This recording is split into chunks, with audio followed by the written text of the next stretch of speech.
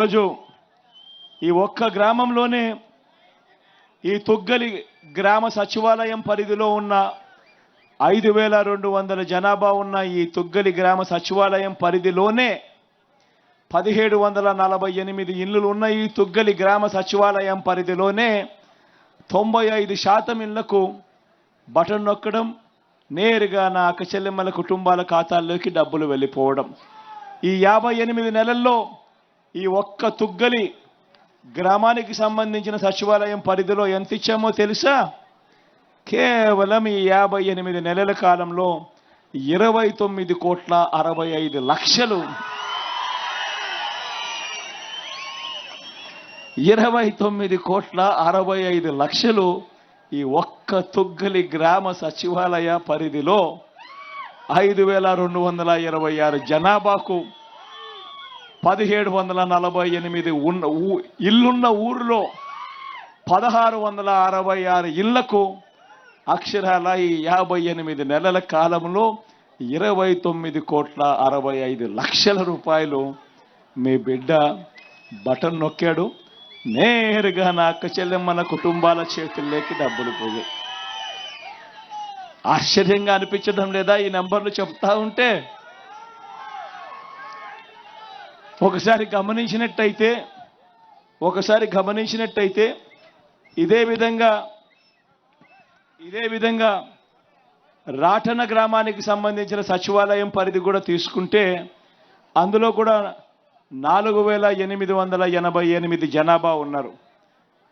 ఈ రాటన గ్రామం సచివాలయం పరిధిలో 4888 జనాభా ఉన్న ఈ రాటన గ్రామ సచివాలయ పరిధిలో 1569 ఇళ్ళు ఉన్నాయి. ఈ 1569 ఇళ్లకు గాను అక్షరాల 1486 ఇళ్ళు. అంటే ఇక్కడ కూడా 95% ఇళ్లకు నేరుగా మీ బిడ్డ బటన్ నొక్కాడు. నేరుగా నా అక్క చెల్లెమ్మల కుటుంబాల చేతుల్లోకి డబ్బులు పోయాయి. ఎక్కడ లంచాలు లేవు, ఎక్కడ వివక్ష లేదు. ఈ రాటన గ్రామ సచివాలయ పరిధిలో ఎంత ఇచ్చామో తెలుసా? అక్షరాల 26,59,00,000 రూపాయలు ఈ రాటన సచివాలయం పరిధిలోని ఈ 1486 ఇళ్లకు ఈ 58 నెలల్లో మీ బిడ్డ ప్రభుత్వం ద్వారా జరిగిన మంచి ఒకసారి గమనించమని అడుగుతా ఉన్నా. ఒకసారి చూస్తే అమ్మఒడి అనే పథకం దాదాపుగా ఉట్టి అమ్మఒడి అనే ఒక్క పథకం ద్వారా తుగ్గలి గ్రామంలో 2,91,00,000 అక్క చెల్లెమ్మల కుటుంబాల ఖాతాల్లోకి 2.91 కోటి తుగ్గలి గ్రామానికి సంబంధించిన. అయితే రాతన గ్రామంలో మరో 2,57,00,000 ఉట్టి అమ్మఒడి అనే ఒకే ఒక్క పథకం ద్వారా దాదాపుగా 5,65,00,000 దాదాపుగా ఈ ఒక్క పథకం ద్వారానే నా చెల్లెమ్మలకు మంచి జరగాలి అని చెప్పి వాళ్ళ అన్నగా వాళ్ళ పిల్లల కోసం ఒక మంచి మేనమామలా నా చెల్లెమ్మల కోసం ఇచ్చిన సొమ్మిది. వైఎస్ఆర్ చేయూత అనే ఈ పథకం ద్వారా నా అక్కలకు, ఎక్కువగా నా అక్కలే ఉంటారు, నా అక్కలకు నా చెల్లెమ్మలు అక్కడ కూడా వాళ్ళను కూడా కలుపుకుంటే అక్షరాల ఈ ఒక్క చేయూత అనే ఒక్క పథకం ద్వారానే తుగ్గలి గ్రామంలో 2,30,00,000, అదే రకంగా రాతన గ్రామంలో 2,19,00,000. అంటే ఈ ఒక్క పథకం ద్వారానే దాదాపుగా 4,50,00,000 రూపాయలు ఒక్క పథకం ద్వారా నా అక్క చెల్లెమ్మల కుటుంబాల ఖాతాలు లేకపోయాయి. జగనన్న విద్యాదీవెన ద్వారా తుగ్గలి గ్రామంలో 1,16,00,000 అయితే రాతన గ్రామంలో 1,26,00,000 జగనన్న విద్యాదీవెన ద్వారా పిల్లలకు ఆ ఇళ్లలో చదువులు చెప్పించే కార్యక్రమం, పెద్ద చదువులు చదువుతా ఉన్న ఆ పిల్లలు ఆ తల్లిదండ్రులు అప్పుల పాలయ్యే పరిస్థితి రాకుండా ఆ పిల్లలకు చదువులు అందాలి అని వాళ్ళ పూర్తి ఫీజు రీయింబర్స్మెంట్ ఇస్తూ భారం పడకుండా ఆ కుటుంబాలు పేదరికం నుంచి బయటికి రావాలి అని అంటే చదువులు వాళ్ళకి ఎంత అవసరము అని తెలిసిన ఆ పిల్లల మేనమామగా ఆ కుటుంబాల కోసం అడుగులు వేశాం. ఈ జగనన్న విద్యా దీవెన అనే ఒక్క పథకం ద్వారానే దాదాపుగా ఈ రెండు సచివాలయాల పరిధిలో దాదాపుగా 2.5 కోటి ఈ ఒక్క పథకానికే ఇచ్చాం. అదే మాదిరిగా జగనన్న వసతి దీవెన తీసుకుంటే తుగ్గలి గ్రామంలో మరో 51 లక్ష, అదే రకంగా రాచన గ్రామంలో మరో 54 లక్షలు వసతి దీవెన కింద కూడా ఇవ్వడం జరిగింది.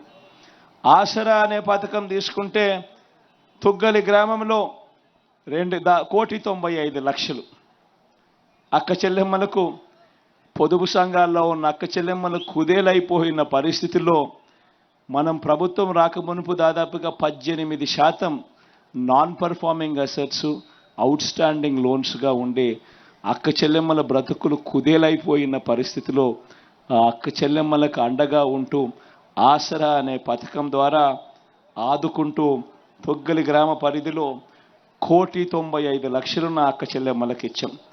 అదే రకంగా రాచన గ్రామంలో 65 లక్షలు రాచన గ్రామంలో ఇచ్చాం. అంటే ఈ ఒక్క పథకం ద్వారానే దాదాపుగా 2,60,00,000 రూపాయలు నా అక్క చెల్లెమ్మలకు మంచి చేస్తూ ఆ కుటుంబాలను నిలబెట్టేందుకు మీ బిడ్డ, మీ అన్న, మీ తమ్ముడు నేరుగా నా అక్క చెల్లెమ్మల ఖాతాల్లోకి నేరుగా పంపించిన సొమ్ము. 0 వడ్డీ కింద కూడా రాటన గ్రామంలో 15 లక్షలు, అదే తొగ్గలి గ్రామంలో 60 లక్షలు 0 వడ్డీ కింద కూడా అక్క చెల్లెమ్మలకు మంచి చేస్తూ సహాయం చేసిన కార్యక్రమం.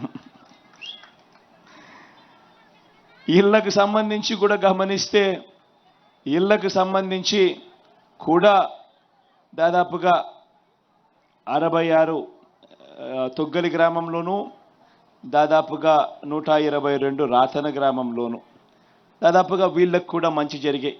రాతన గ్రామంలో 1,15,00,000, తొగ్గలి గ్రామంలో దాదాపుగా 78,61,000. ఇదే మాదిరిగా వైఎస్ఆర్ కళ్యాణమస్తు ద్వారా కూడా తొగ్గలి గ్రామంలో 3 లక్షలు, తొగ్గలి గ్రామంలో 3 లక్షలు వైఎస్ఆర్ కళ్యాణమస్తు షాదీ తోఫా ద్వారా, అదే రకంగా రాటన గ్రామంలో కూడా 4.8 లక్షలు. ఇలా గమనించుకుంటూ పోతే ప్రతి పథకము కూడా పెన్షన్లది చెప్తా, నా అవ్వలకు తాతలకు సంబంధించింది.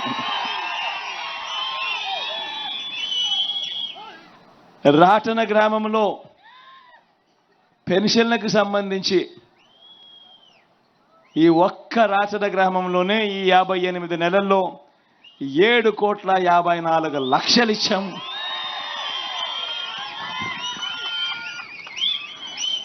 తుగ్గలి గ్రామంలో 7,58,00,000 ఇచ్చాం.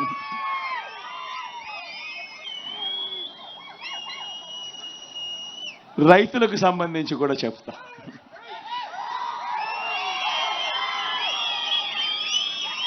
వైఎస్ఆర్ రైతు భరోసా ద్వారా ఈ తొగ్గలి గ్రామంలో 6,15,00,000 రూపాయలు ఒక్క తొగ్గలి గ్రామంలో ఇచ్చాం. అదే మాదిరిగా రాటన గ్రామంలో 5,49,00,000 రాటన గ్రామంలో ఇచ్చాం. ఇలా అన్ని పథకాలు కూడా చెప్పుకుంటా పోతా ఉంటే మొత్తంగా లంచం లేకుండా, వివక్ష లేకుండా సాధ్యమయ్యే పని కాదు ఎక్కడైనా కూడా అనే దానిని మార్పు చేసి సాధ్యమవుతుంది, వ్యవస్థ తీసుకుని రాగలుగుతాము, లంచాలు వివక్షే కాదు, ఇవేవి కూడా లేకుండా చేయడమే కాకుండా గాంధీ గారి కలలుగన్న గ్రామ స్వరాజ్యం ప్రతి గ్రామంలోనూ చూపించగలుగుతాము అని చెప్పి ప్రతి 60 ఇళ్లకు ప్రతి 70 ఇళ్లకు ఏకంగా ఒక వాలంటీర్ను పెట్టి నేరుగా ప్రతి పథకము ప్రతి ఇంటి దగ్గరికే వచ్చి చిక్కటి చిరునవ్వులతో తలుపు తట్టి అక్క, చెల్లి, అవ్వ, తాత అంటూ మన ఊరి పిల్లలే, మన ఇంటి పిల్లలే, మన చుట్టుపక్కల పిల్లలే మన మనవళ్ళగా మన మనవరాళ్ళగా మన ఇళ్ళకే వచ్చి ప్రతి పథకము కూడా నేరుగా మంచి జరిగిస్తూ చేతుల్లో పెట్టి పోతా ఉన్నారు.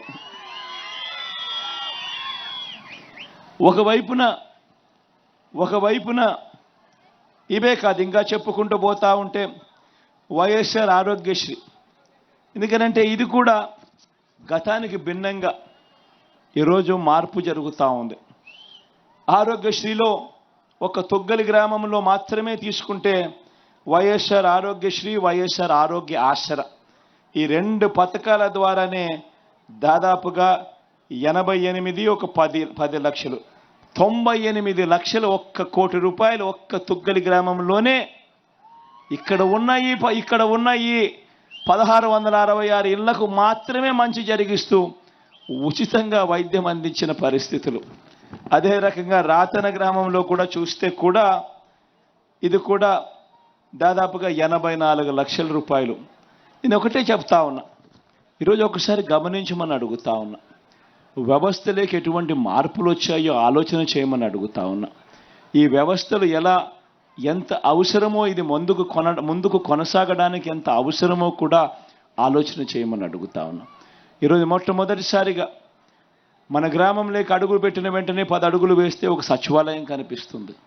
గతంలో లేదు, ఈ 58 నెలల కాలంలోనే వచ్చింది. అదే సచివాలయం పరిధిలోనే ప్రతి 60-70 ఇళ్లకు కూడా మ్యాపింగ్ చేసి ఒక వాలంటీర్ వచ్చి మన ఊరి పిల్లాడే మనందరికీ కూడా ఇంటి వద్దకే వచ్చి సేవలు అందించే కార్యక్రమం. ఇవన్నీ కూడా గతంలో లేవు. మరో 4 అడుగులు ముందుకు వేస్తే అదే గ్రామంలో ఆర్బీకే రైతు భరోసా కేంద్రం. మొత్తం రైతన్నను చేయి పట్టుకొని నడిపించేందుకు విత్తనం నుంచి పంట కొనుగోలు వరకు ప్రతి దశలోనూ కూడా రైతన్నకు తోడుగా ఉంటూ అండగా నిలుస్తూ రైతన్నను చేయి పట్టుకొని నడిపించే ఒక గొప్ప వ్యవస్థ. అందులో కూడా ఒక అగ్రికల్చరల్ గ్రాడ్యుయేట్ అక్కడే ఉద్యోగం చేస్తూ మనకు కనిపిస్తూ ఉన్నాడు. మొట్టమొదటిసారిగా వ్యవసాయం మారింది. ఇంతకుముందు రైతన్నలు ఇన్సూరెన్స్ చేసుకోవాలి అని అంటే ఎవడో బ్యాంకుకు పోయి క్రాప్ లోన్ తీసుకుంటేనే ఇన్సూరెన్సు. ఆ బ్యాంకుకు వెళ్ళి ఆ క్రాప్ లోన్ తీసుకోకపోతే ఆ రైతన్నకి ఇన్సూరెన్సే వచ్చేదే పరిస్థితే లేదు. ఆ బ్యాంకుకు వెళ్ళి ఆ రైతన్న ఇన్సూరెన్స్ తీసుకోవాలనంటే ఆ క్రాప్ లోన్ ఇచ్చేటప్పుడు 4% 5% కటింగ్ చేసి ఇన్సూరెన్స్ ప్రీమియం అని చెప్పి కటింగ్ చేసి 1,05,000 రూపాయలు కటింగ్ చేసి ఆ తర్వాతనే ఇన్సూరెన్స్ వచ్చే పరిస్థితి. ఇంట ఒకరి చేత మెల్ల చేసే పరిస్థితి. ఇవాళ నేను ఒకటే అడుగుతా ఉన్నా, ఈరోజు ఏం జరుగుతూ ఉంది? ఈరోజు ఆర్బీకేలు వచ్చాయి. ప్రతి ఎకరా కూడా ఈరోజు ఈ క్రాప్ చేసి రైతులందరికీ కూడా ఉచితంగా పంటల బీమా అమలు చేస్తూ రైతన్నకు అన్ని దశల్లోనూ పంట విత్తనం నుంచి కొనుగోలు దాకా రైతన్నలకు ప్రతి దశలోనూ కూడా పెట్టుబడి సహాయంగా రైతు భరోసా ఇస్తూ ప్రతి దశలోనూ రైతన్నకు తోడుగా ఉంటున్న మార్పు ఈరోజు మన గ్రామంలో కనిపిస్తూ ఉంది. మరో 4 అడుగులు ఇదే గ్రామంలోనే అడుగులు ముందుకు వేస్తే మన బడి కనిపిస్తుంది, మన గవర్నమెంట్ బడి కనిపిస్తుంది. మొట్టమొదటిసారిగా గవర్నమెంట్ బడులు రూపురేఖలు మారాయి. నాడు నేడుతో గవర్నమెంట్ బడులు రూపురేఖలు మారాయి. తెలుగు మీడియం పోయి గవర్నమెంట్ బడులు ఇంగ్లీష్ మీడియం అయ్యాయి. 8వ తరగతి పిల్లాడి చేతిలో ఈరోజు ట్యాబులు కనిపిస్తూ ఉన్నాయి మన గవర్నమెంట్ స్కూల్లో. 6వ తరగతి నుంచి ఆ గవర్నమెంట్ బడిలో ఉన్న క్లాస్ రూములు 6వ తరగతి నుంచే ఏకంగా ఐఎఫ్పి ప్యానెళ్లతో డిజిటల్ బోధన మన క్లాస్ రూమ్లలో ఈరోజు గవర్నమెంట్ బడులలో పేదలు వెళ్ళే గవర్నమెంట్ బడులలో ఈరోజు డిజిటల్ బోధనతో కార్పొరేట్లు కూడా గవర్నమెంట్తో పోటీ పడాల్సిన పరిస్థితిలోకి గవర్నమెంట్ స్కూళ్ళు తయారై ఉన్న పరిస్థితులు ఈరోజు మన గ్రామంలోనే కనిపిస్తూ ఉన్నాయి. మార్పు చూడమని అడుగుతా ఉన్నా. మొట్టమొదటిసారిగా ఆరోగ్యశ్రీ పరిస్థితి చూస్తే ప్రజలు ఏ ఒక్కరూ కూడా అప్పుల పాలు కాకుండా వైద్యం అందే దిశగా అడుగులు పడ్డాయి. 4 అడుగులు వేస్తే విలేజ్ క్లినిక్ మన గ్రామంలోనే కనిపిస్తూ ఉంది. అక్కడే విలేజ్ క్లినిక్ ఫ్యామిలీ డాక్టర్ కాన్సెప్ట్తో అనుసంధానం. మొట్టమొదటిసారిగా ప్రతి 15 రోజులకు ఒకసారి డాక్టర్ వస్తూ ఉన్నాడు. విలేజ్ క్లినిక్లో కూర్చొని ఈరోజు వైద్యం అందిస్తూ ఉన్నాడు. ఆరోగ్య సురక్ష అనే కార్యక్రమం ప్రతి 6 నెలలకు ఒకసారి జరుగుతూ ఉంది. ప్రతి ఇంటిని జల్లడబడతా ఉన్నారు. ప్రతి ఇంట్లోనూ టెస్టులు చేస్తూ ఉన్నారు. ప్రతి ఇంట్లోనూ ఉచితంగా మందులు ఇచ్చే కార్యక్రమం జరుగుతూ ఉంది. ఆరోగ్యశ్రీ పరిధిని 1000 ప్రొసీజర్ల నుంచి 3300 ప్రొసీజర్లకు పెంచాం. ఆరోగ్యశ్రీ కార్డు లిమిట్స్ ఏకంగా 25 లక్షల దాకా ఉచితంగా వైద్యాన్ని తీసుకొని పోయాం. ఎప్పుడూ చూడని విధంగా మన గ్రామంలోనే ఈరోజు మనకు మందులు ఇస్తూ అన్ని రకాలుగా తోడుగా ఉంటూ విలేజ్ క్లినిక్లు మన గ్రామంలోనే దర్శనమవుతూ ఉన్నాయి. వ్యవసాయం మారింది, స్కూళ్ళు మారాయి, వైద్యం మారింది, అన్నీ మన గ్రామం పరిధిలోనే మారుతూ ఉన్నాయి. డెలివరీ చేసే మెకానిజంలో లంచాలు వివక్ష లేకుండా ఈరోజు నేరుగా మన తలుపులు తడతా ఉన్న పరిస్థితి కనిపిస్తూ ఉంది. ఆలోచన చేయమని అడుగుతా ఉన్నా. ఇలాంటి మార్పులు, ఇలాంటి పరిస్థితులు గతానికి భిన్నంగా ఈరోజు జరుగుతూ ఉన్నాయి. అందుకే నేను ప్రతి ఒక్కరికి కూడా నేను చెప్తా ఉన్నా, ఈ జరుగుతూ ఉన్న ఈ మార్పులు కొనసాగడం చాలా అవసరం. ఈ జరుగుతూ ఉన్న ఈ మార్పులు కొనసాగడం ఎంత అవసరము అని అంటే, ఈ ఎన్నికల్లో మనం ఓటు వేసేది కేవలం ఒక ఎమ్మెల్యేనో ఒక ఎంపీనో ఎన్నుకునే ఎన్నిక కాదు. ఇది ప్రతి ఒక్కరూ కూడా ఇది గమనించమని కోరుతా ఉన్నాం. ఈ ఎన్నికల్లో మనం వేసే ఓటు జరుగుతూ ఉన్న ఈ మార్పును కొనసాగించడం కోసం వేస్తూ ఉన్నాం. ఈ మార్పులు ఇలానే కొనసాగితేనే పేదవాడు తలరాతలు మారుతాయి, పేదవాడు బ్రతుకులు మారుతాయి అన్నది ప్రతి ఒక్కరూ కూడా ఆలోచన చేయమని కోరుతా ఉన్నాం. ప్రతి ఒక్కరూ కూడా నేను చెప్పిన ఈ మాటల్లో వాస్తవం ఉంది అని మీరు కూడా అనుకుంటే, మీ అందరితో కూడా నేను కోరేది ఒక్కటే, ఓటు వేసేటప్పుడు ఖచ్చితంగా మీ బిడ్డకు తోడుగా ఉండవలసిన అవసరాన్ని గమనించమని కోరుతా ఉన్నా.